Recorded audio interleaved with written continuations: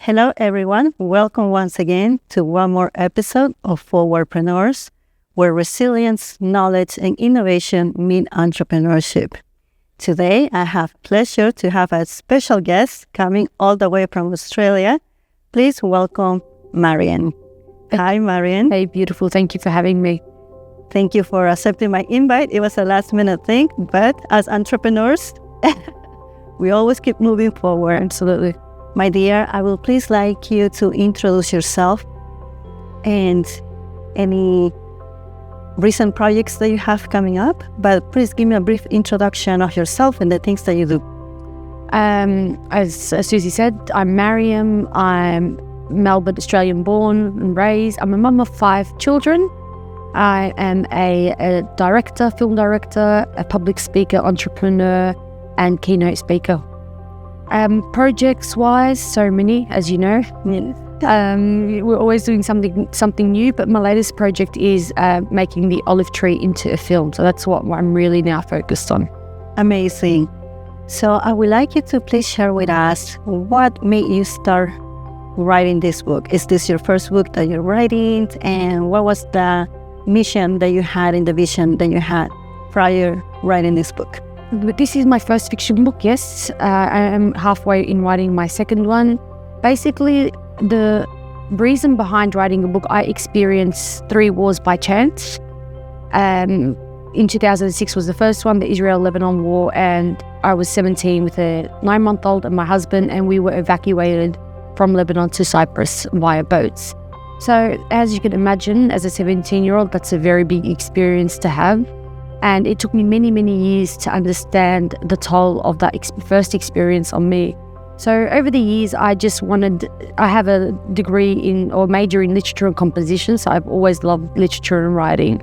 And I just thought to myself, writing for me is like a trauma outlet. How can I weave my experiences into a story that can really change people's perspective? Because I write fiction with a purpose. And not just for the fun of it, for a message.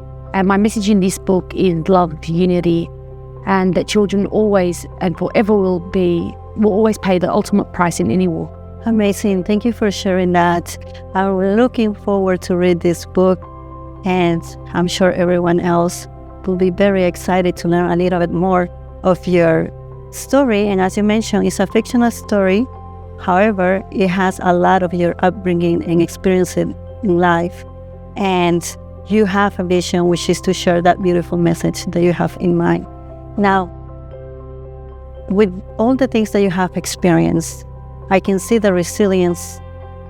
It's one of the main points that you have taught in your life. What do you believe it's something that had helped you become a more resilient person? And what does it mean to be resilient to you? To be resilient to me is to never give up. Because life is never a straight line. We're always and forever until our last breath. We're gonna face adversity. We're gonna face setbacks. And to be resilient is not a one-time thing that you do. It's every single time and every single obstacle you face is you pick yourself up. And this is the important part in all of this, is you pick up yourself. No one's gonna come and save you. No one's going to pick you up. You have to learn to wipe your own tears, and you get up and then you start again, because there's no such thing as failing. Every single thing that happens to us in life is a lesson to move forward. And going back to what made me resilient, I think now, in hindsight, I think watching my mother's struggles, how she raised us, how much of a superwoman she was and still is, I think, without wanting to admit that she taught me resilience and what it really means. Thank you for sharing that. I also believe that mothers, they have such an important job, right? When it comes to raising a family. And sometimes, especially new moms, right? They face so many challenges. And as you mentioned, as a mom, you never know what's happening. And regardless of what happened to you, life forces you in a way to be resilient, not just for yourself, but also for your kids. Now, I would like to know, what will you tell somebody that it's raising kids, right? And it's very focused on their family and everything, but however, they have their own dreams. They want to perhaps start writing a new book, or maybe starting a business idea that they have. What is something that you believe they should concentrate on, and they should perhaps maybe get inspired from, and in order to move forward with those? Well, let's unpack your question. There's a lot of elements to it. Number one, there is no such thing as a perfect mother. You will never ever be a perfect mother. I'm sorry. Like, I think we've been wrongly informed that there is some sort of, little frame of what a perfect mother is. You won't. You can't attain that, because your own generational trauma that's been passed on to you, or whether the lack, of course, obviously, if it's your first child, your lack of experience, your upbringing. There's so many elements to why you'll never be, and you're not a perfect human anyway. So if we state that there's no perfection, you're going to do your best and try your best. And with each child, I've got 5 children, as I told you yesterday. Yes. But I am not the same mother I am for each and every child. My age, That is true. my experience, my circumstances. So maybe in my thoughts, I am the mother. I am the same mother to them. But if you ask each child, they'll have a different perception of me, which is all true as well. That's that part. So the second part is about raising children. It's very hard. It is really hard. It's emotionally, physically, financially, in every aspect. And society has placed a bigger emphasis on women to have it all together. It's now the standard. The mother should be educated. She should be a businesswoman. She should be, have a clean house and, an amazing cook. But that's in literature. That's in fantasy world. In the real world, you just do your best. You can't, as we said before, you can't achieve perfectionism. So you just do the best, and something's going to give, by the way. But at least for me, and I tell my kids all the time, I'm sure I lacked in some areas, and for that I'm sorry. And for that, you probably need to get speak to a psychologist later down the line. But I did the best for what I knew then. And I think if we as women can be easy on ourselves and know that we gave our 100%, then that's success in itself. Because what is success? It's different to each woman. Now, from a business side of view, or from doing something other than being a mother, because once we have children, the majority of women sort of forget that they're human and that they're, they have other hobbies, or they can pursue other interests other than being a mother. Exactly. Because a mother is one chapter in your book of life. A lot of women dilute their identity and become nothing. All they are is a mother, and that child grows up, and then they feel when they've grown up that who are they? At 50, 60 years old, I speak to a lot of women, they say to me, I don't know who I am anymore. What's my purpose in life? Don't get me wrong, being a mother is the biggest and highest purpose, because you're raising the next generation. But alongside of that, you can start sewing, you can start writing, you can start a little side hustle. There's like so many things that they can do. You can go back to university and study if that's what you want. You can allocate the time if you really wanted to. I don't believe in I don't have time, because we find the time for things that are important to us. You can study it. That is very important, to find the time, right, to do other activities and to keep growing as a person, regardless of what stage you are. I agree with you when it comes to a lot of mothers. They get so involved, their life turns so around their kids that they do forget many times who they are, right? And I had also experienced talking to other women that they are so focused on raising their child and trying to do everything, right? That's one thing. They try to do everything, that when their kids get older, right, they feel completely lost. They said, okay, what is my purpose now? And a lot of times that happens because that's the only thing they did, which is an amazing job, as you said, and very important. But that's where we need to highlight, right, and remind all the moms out there, as you mentioned, to write a book, keep growing your skills, start university, as you said, it is never too late to start something new, to discover something new, and to dedicate time to yourself. Because sometimes if we don't try, right, different things, then we don't find our hobby, we don't find our gift that we might have, our skills. So yes, thank you for reminding all the moms out there that they should keep. And guys, also another point, a really important point. You know, life is full of surprises. As we said, that's true, yeah. Marriages, and I always say this, and I think people that watch me are sick of me probably saying the same message, but I'll keep saying it till probably the last repeat it. I'm going to repeat it here. Marriages break down, deaths happen, wars, as we can see around the world, happen, people get displaced, whatever the reasons. We can go on and on the reasons why a woman should have some sort of education, because that's her weapon in life.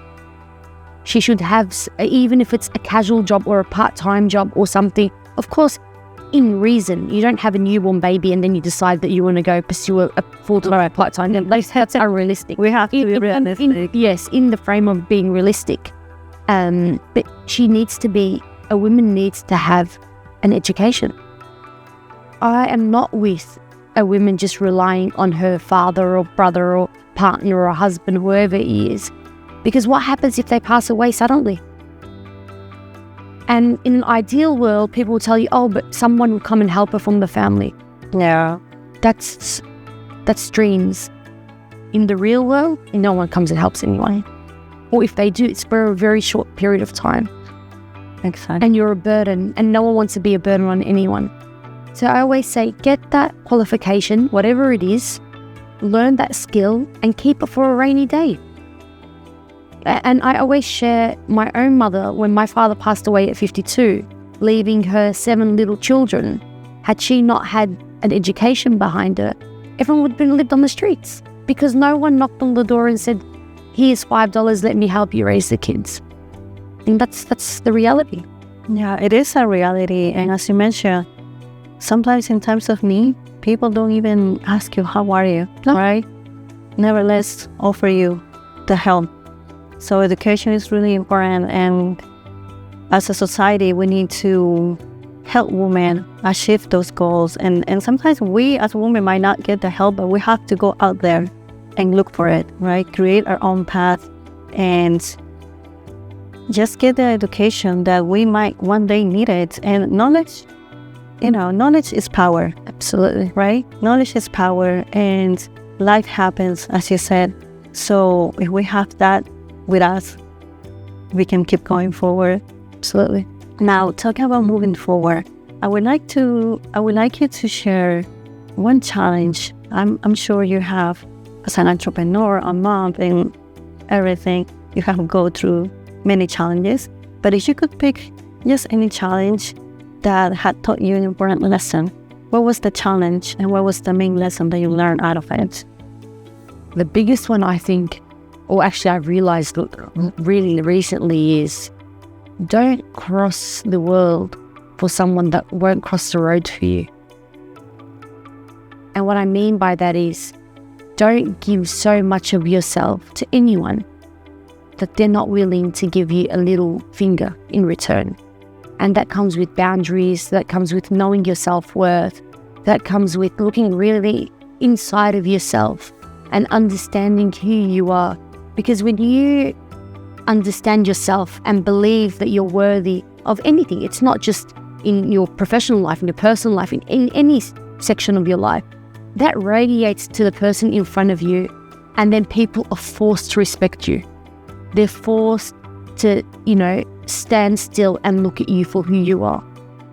And it took me a very long time to really understand how to even try and implement that, because it's a journey, and every single day we're going to learn something new if we really pay attention in life and better ourselves. But I think that's the biggest, for me at least, that has been the biggest struggle I faced in putting boundaries and learning when not to give too much, because you don't get anything in return. And that's not being selfish, that's being self-aware. Exactly. And there's a big difference, as you mentioned, between being selfish, right? Self-aware. And kindness, right? Kindness doesn't mean to just say yes to everything. I always tell people that sometimes people might say, oh, you're so nice. And I always tell them, not really, I'm not nice. I'm a kind person, right? Nice, the way I see it, nice is somebody that is always saying yes to everything, yes to everyone, right? But kindness, it's setting boundaries, right? You do good from your heart, but at the same time, you set boundaries, because this is a world filled of good, bad people, selfish people, kind people. So as you mentioned, giving, it's wonderful, but also being aware of who are you giving to, right? Because a lot of times we see kind people that sometimes they change, right? And you don't need to change for the bad. You just need to be aware, self-aware of who you're offering this kindness. Because sometimes people tell me, oh, I've been so kind to people and people are mean to me. I'm not longer going to be kind.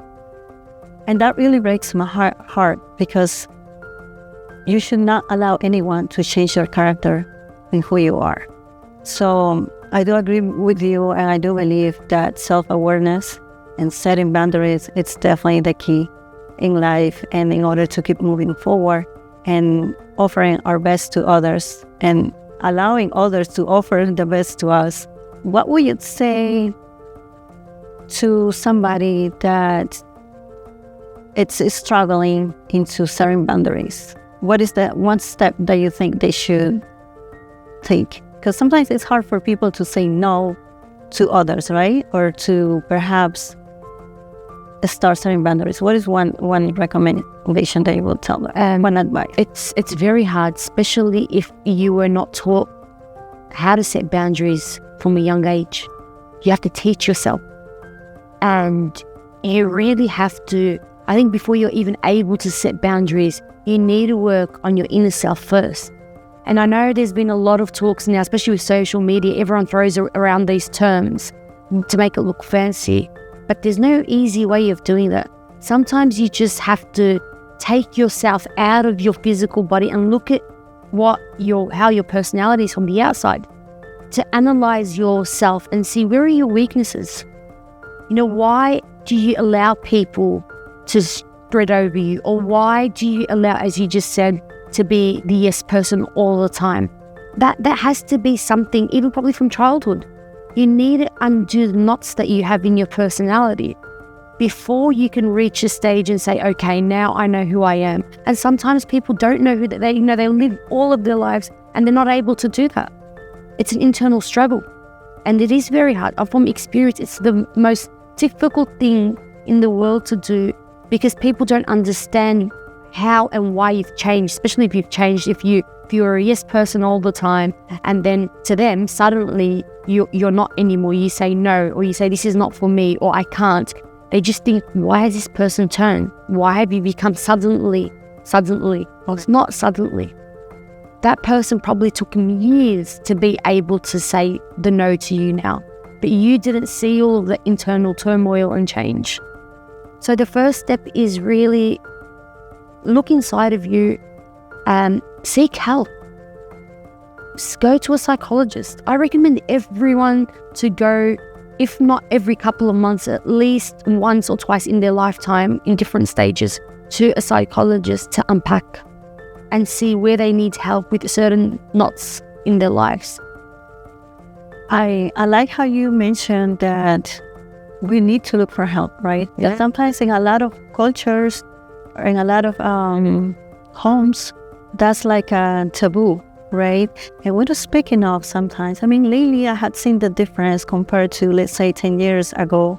But yet, it should be the norm to either find a psychologist and, as you mentioned, to get the help that we need, because sometimes there's generational trauma.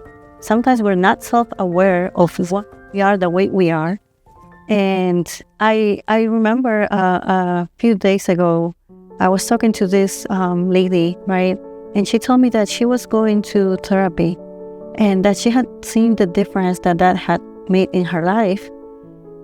And she was advocating, right, also for her family to get involved, because she could see the change in the growth that she had she was not depressed. She was not, let's say, diagnosed with anything. You don't have to. No. We can always find a way to improve ourselves, and sometimes by talking to a professional that really give us the key that we need in order to see what we're struggling with and to become more self-aware.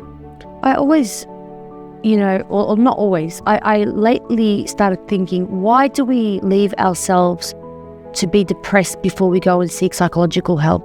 Why do we, because let's say we had a headache or a severe headache, would we leave it until it was unbearable, or would we just start finding the solution at the start of the headache? Why is this any different? Why do we leave ourselves to be in a state of nearly no return sometimes, or extreme state, before we acknowledge and say, you know what, maybe I do need help? I wish that before I had my children, but I had my children at 15, 16. I wish that if I was older, maybe self-aware, to go to a psychologist before I had my children. And I think anyone that wants to have a child, it's the best idea to go and just have a chat and see if there's anything in your childhood, anything in your, in your psyche, anything that may affect you becoming the perfect mother that you can be at that particular time. Because there's no perfectionism, right? But at that time for you, if I probably looking back now, if I had done this or been able to do this, I would 100% sure would have been a completely different mother, a better version of at least of what I was. Amazing. But like you said, you grow. Oh, yes. You're always growing, yes. and you're always doing the best that you can. But it is important to be self-aware, and I'm sure your kids are very grateful too. Oh, I hope so. I hope they can see that I did my best. But look, sometimes kids don't see. Yeah. Especially when they're kids. When I was growing up, I didn't think my mother was the best mother in the world. Right. I always thought, oh my God, my mum or my dad or that. But then when you grow up and you become a parent yourself, you really appreciate all the minute little things that they did for you, and you understand them. I think that's the biggest shift instead of, you're blaming them, you understand or try to understand where they were coming from, because they had their own traumas as well. Yeah. And that's when generational trauma comes in place, right? And then it's up to us to decide where we break it and how we can improve. Right? Absolutely. In your case, you are now self-aware and you are advocating for psychology and all that. So let's say, like in your case, you are the one who it's helping your generation, your kids, to be able to heal any traumas that we might cause to them without knowing. Yes. But once we take that step, that's when we truly make a difference. Absolutely. What is something that you would like to share with your audience in regards to your book? I know you mentioned that you're working into making this perhaps a movie. And what is something that you are willing or hoping to achieve with this book? Where do you want to go? Hollywood is a dream, because that's the biggest reach in the film industry. And not for the fame or fortunes of it. It's just the reach. I want as many people, as many eyeballs as I can possibly get on the story. Because as I said at the start, it's fiction, or even as I went to film school and became a director, even as a director, so to make movies, I write fiction with a purpose, and I want to make films with a purpose. I want people to really, when they watch this movie, sit and think, who benefits from the wars? Because it's not the children, it's not the mothers, it's not the country. So when are we going to start asking the critical questions of who benefits? That's my dream, is to be able to have even one person that watches this movie or even reads the book to say, you know what, maybe, just maybe, we've got it all wrong. And what's the way forward? Because if you do the same things in life, we're going to get the same outcomes. And if we keep doing what we're doing now, all we're going to have is war. All we're going to have is bloodshed. All we're going to have is a generation that's going to grow up and that's going to be psychologically unable to be benefit to the community and to the planet. That is so true. And I really, really, really wish you the best with this book. I'm super excited. I can't wait for you to read. I could have had my hands before to read it, but now that I do, I'm going to be reading it, and I'm of course going to be sharing with everyone. Could you please let us know where are you going to have any book launch anytime soon? Yes. And where they can access to your book? So the book can be bought from Amazon or from majority of bookstores online around the world. If you just type in Mariam El Houli Olive Tree, you'll find it. But yes, the book launch on the 1st of November. We've also translated it to Turkish. We have our official book launch in Turkey on the 1st. And then hopefully soon, in works of doing a tour for this book. I didn't think of doing a tour before, but I think after coming to Bahrain now and meeting you and all the lovely ladies that I met the last couple of days, and they've really pushed me to say, no, you should really do a book tour here and in the rest of the GCC countries. So inshallah, that's going to be a plan for next year. Inshallah, I'm sure that will happen. Going to be invited. Thank you. Share it as well. Thank you. And I would like to invite everyone to please, if you are available in Turkey or if you're willing to travel to Turkey, I know a lot of people that love to travel and love to read. So please join me. I most likely will be there as well and join her for her book launch in Turkey. Now, the book it's available in English and Turkey. Yes. Amazing. Soon I heard in Spanish and Arabic soon. And Arabic as well. So anyone that it's ready to read in any of these languages, you will be more than happy to do so. And as she said, she's planning to tour around. So anyone that is looking forward to help you host and launch the book, please reach out. Absolutely. We are all about collaboration here, and we are all about helping each other to where your hometown. We can go to Peru too. We let my grandfather handle that. He can do a launch for us. Yes, in Peru. And then we'll be traveling all around the world. Why not? That's the goal. And the mission is important. Absolutely. And I truly wish you the best. Thank you so much for having me. Thank you. It was lovely meeting you. It was pleasure. Lovely. I think we connected really well. And you're absolutely beautiful as well. And your mission is also just as important. Because, united we stand and divided we fall. So holding each other's hands and being the best friend that every other woman needs and wants to be is so important so we can all grow together. Amazing. And I love it how you mentioned that you had the idea to launch this book in Turkey and by meeting a nice supporting group, right? Because sometimes we need a support group. Because sometimes we might have all these ideas, right? But we just need this push. And I'm glad that the ladies that we were surrounded by the other day, they encouraged you a little bit. Really did. Sometimes we just need a little push. Yeah, because someone to believe in you, just to say, you know what, you should do this. And it doesn't matter how successful you think you are in life. Everyone has some doubts. And I really didn't think, and I suffer from the imposter syndrome, like majority of people really. Yeah. And I didn't think, and then when they said to me, tour, and Abby said tour, and I said, tour, really? Tour? I never thought of it. I've heard of other tours, but a book tour, why not? So here we are. So we are announcing it here. She's going to have a book tour, and we're going to be announcing the dates as we decide where and when. So that's super exciting. And one more thing I wanted to ask you before we say goodbye to your audience. Who is your biggest support? Support at the moment? Yes. To be honest? Yes. Myself. Yourself. To be completely honest. I do have a small tight now of group of women that are just exactly like my sisters. And some of them I've met 2 days ago. You wouldn't believe that sometimes you meet people in life that you've known for probably a day or two, and you have such a connection with them that you feel like, I don't know, maybe in the other world, in the other life, we were atoms, we knew each other. Yeah. But in my whole life, I picked up myself so many times that I can't remember.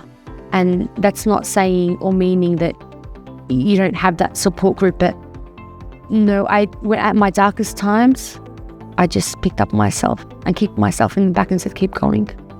Amazing. Thank you so much for that lovely message. And I'm sure that there's a lot of people out there, right, that they might feel lonely, but they need to understand that ourselves, right? We are our own inspiration and motivation. Absolutely. Clap for yourselves, ladies. Yes. And gentlemen, clap for yourselves. Pick up yourselves. Keep dreaming big. And the world's your oyster. There you go. Thank you so much, Maria, for sharing all that beautiful message. And we hope to change your mind and to help you keep moving forward, not just in life, but in business as well. Thank you so much, everyone. And thank you, Olivia. Thank you. Thank you, beautiful. Thank you very much.